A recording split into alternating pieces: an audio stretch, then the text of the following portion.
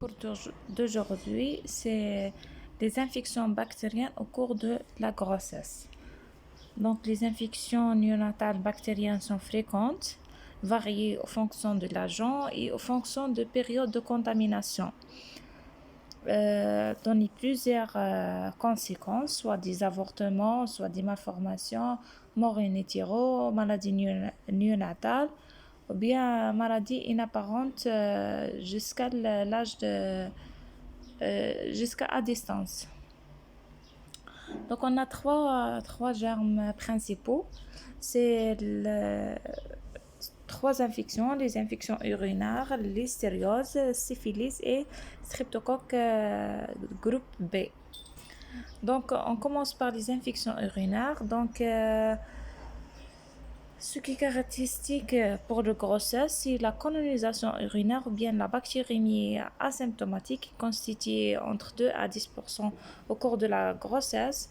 On a plusieurs facteurs de colonisation, soit les antécédents d'infection urinaire, l'activité sexuelle, le début tardif de suivi de grossesse. Pour les facteurs favorisants d'infection urinaire chez la femme enceinte, sont les modifications physiologiques des urines, action hormonale progestérone sémio-relaxant, compression des urétères par l'utérus gravidique et les infections urinaires favoriser la présence de bactéries. Donc les agents responsables, on a trois principaux, E. coli, Klebsiella et Proteus mirabilis, mais on a aussi les entérobactères et Staphylococcus saprophytus.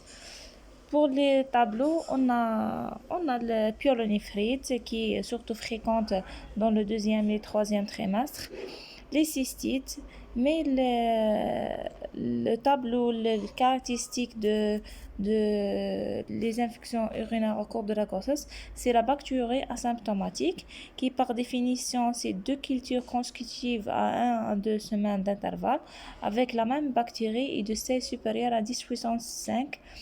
Et la leucocyturée n'intervient pas dans cette définition.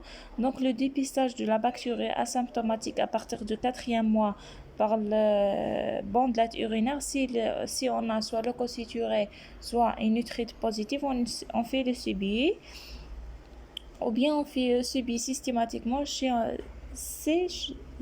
on a une femme à haut risque. Le dépistage de l'ECB, ce sera mensuel jusqu'à l'accouchement. Donc pour le traitement de bactéries asymptomatiques, pour éviter complications de PNA, on donne un traitement probabiliste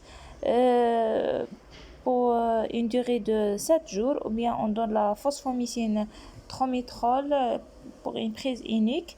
Donc l'ECB est recommandé de faire un UCB après 8 à 10 jours après le traitement, puis chaque mois jusqu'à l'accouchement pour dépistage de cette bactérie asymptomatique. Pour les PNA, si on a un stade de sepsis, on donne C3G plus amikacine. Si BLSE, on donne des carbapinam pendant 10 à 14 jours. Pour la prévention, donc dépister une bactérie, traiter toutes ces cystites PNA. Et surveillance de l'UCB, comme j'ai déjà dit, chaque mois à partir du 4e mois. On passe aux listérioses. Donc listériose, l'agent causal, c'est Listeria monocytogène. La transmission est transplacentaire. Donc cliniquement pour la femme enceinte, soit asymptomatique, soit trouble digestif, soit fièvre isolée, bien fièvre au cours du travail, au cours de l'accouchement. Pour nouveau-né, on a soit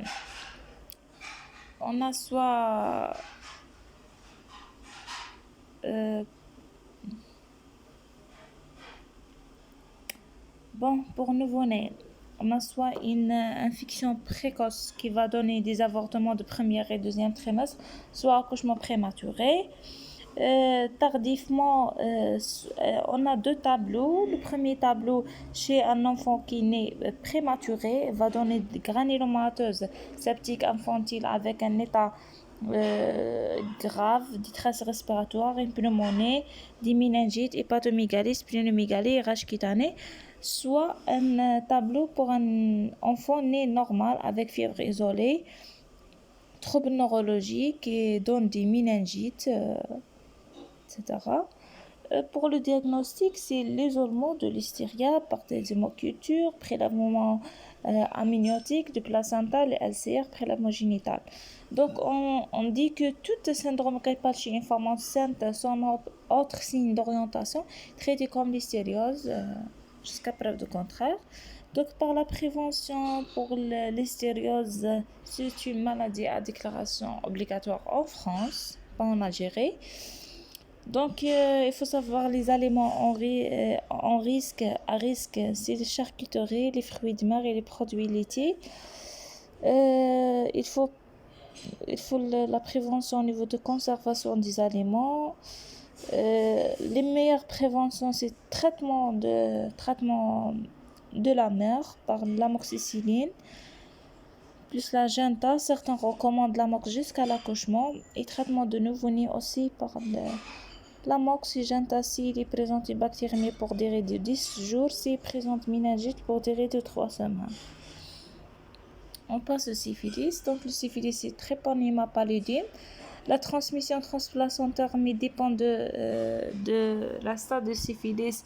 C'est syphilis primaire, on a risque de 60%. C'est le syphilis secondaire, 40%. C'est syphilis tertiaire, c'est inférieur à 5%. On dit que la transmission est beaucoup plus au niveau de deuxième trimestre, c'est-à-dire entre 16 et 20 semaines d'aménorrhée. Donc, cliniquement, pour la femme enceinte, va manifester comme le syphilis, soit primaire, soit secondaire, soit tertiaire. Et pour le nouveau-né, on a soit syphilis congénital précoce, soit tardif. Précoce, c'est-à-dire inférieur à 2 ans, va manifester par rhinorrhée qui est riche en Treponema pallidum et des lésions cutanées qui sont très contagieuses, environ de 70%, et soit le syphilis congénital tardif, c'est-à-dire supérieur à 2 ans, qui va donner des malformations caractéristiques par un triade qui est anomalie dentaire, une kératite et une surdité. On passe au strepto. Donc, avant, on dit la prévention de syphilis, c'est par le dépistage au cours de la grossesse, au cours des signes, et traitement de syphilis primaire par le benzylpénicilline 2,4 millions d'unités, une injection oniale, traitement de syphilis tardif secondaire. Et c'est ça. Donc on passe au strepto. Donc streptocoque colonise le pharynx, tractus génital et l'intestin. La contamination, donc soit par voie ascendante, soit par l'ingestion ou l'inhalation de sécrétions vaginales. Donc chez la femme enceinte, souvent c'est une colonisation asymptomatique. Parfois donné en endométrite chez la femme. Chez le nouveau-né, caractérisé par 2 tableaux, précoce, c'est-à-dire inférieur à 7 jours, va donner des bactéries, méningite, pneumonie. Et tardif, après 7 jours, donner bactérémie et méningite. Donc la prévention, c'est à faire un prélèvement entre le 34 et 38 semaines d'aménorrhée. Pourquoi? Parce que si on fait un prélèvement avant, elle peut être une colonisation. Ça peut être une colonisation, donc elle ne nécessite pas un traitement parce qu'elle peut être se négativer par la suite. Mais à partir de 34 jusqu'à 38 semaines, si le prélèvement positif, donc il risque de restera au moment de l'accouchement. Donc c'est ça, l'antibiotique, c'est l'amox, de préférence donné 4 heures avant l'accouchement, 2 grammes puis 1 gramme. Soit c'est l'indication de donner l'amoxicilline, c'est un prélèvement positif. c'est un portage bien antécédent de strip du groupe B ou bien rupture de membrane supérieure à 12 heures. Donc c'est ça et merci.